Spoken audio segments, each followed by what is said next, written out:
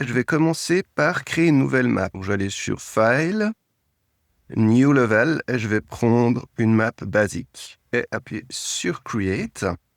Je vais me rendre sur File, Save Current Level As, et sur Content, créer un nouveau dossier. Je vais l'appeler Core, qui sera le dossier principal. Et à l'intérieur, je vais créer un dossier Maps. Je vais l'ouvrir et je vais appeler cette map dev map underscore 01. La première étape, ça va être de nous débarrasser de ce floor. Vous pouvez le sélectionner ou aller ici en cliquant Delete. Pour faire cette map, je vais aller dans Selection Mode, Modeling, me rendre ici sur le Cube Grid. Pour sélectionner, vous laissez cliquer et tirer pour avoir la bonne dimension. Une fois fait, vous pouvez cliquer sur E et ça va nous rajouter un étage. Je vais mettre 2 étages, donc j'appuie 2 fois sur E. Ensuite, je vais faire les bords. Je vais venir sélectionner ici, tout en laissant appuyer, je tire, je vais faire les 5 étages. 1, 2, 3, 4, 5. La même chose pour chacun des bords, donc je vais cliquer 5 fois sur E. 1, 2, 3, 4, 5. Et le dernier bord. Maintenant, je vais me rendre dans un des bords et je vais juste placer un bloc. Peu importe le coin que vous utilisez, je vais me mettre ici et je vais faire un bloc de 5 sur 5 que je vais aussi extruder 5 fois avec 1, 2, 3, 4, 5. Je vais sélectionner juste devant le bloc 5 sur 5.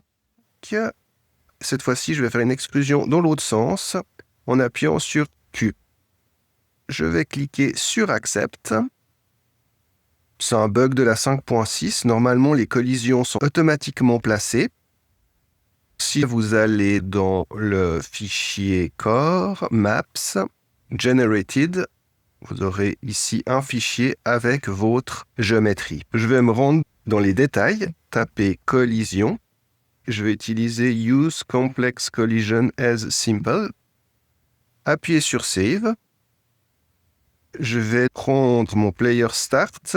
S'il est placé dessous, il va falloir légèrement le remonter et le placer au niveau de notre sol. Je vais appuyer sur Play. Et j'ai bien une collision qui s'est mise. Je vais ouvrir le Content Drawer, me rendre dans le fichier Generated où j'ai ma géométrie. Je vais le renommer, je le sélectionne, appuyer sur F2 et je vais l'appeler Main Geometry.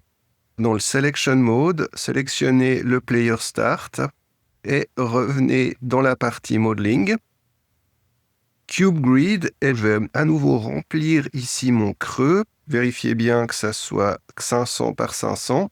Et je vais appuyer sur Up, cliquer sur Accept, ouvrir mon Content Drawer. Il m'a créé donc cette structure que je vais appeler Elevator Mesh. Je vais prendre ici le torus, aller dans la scène, cliquer.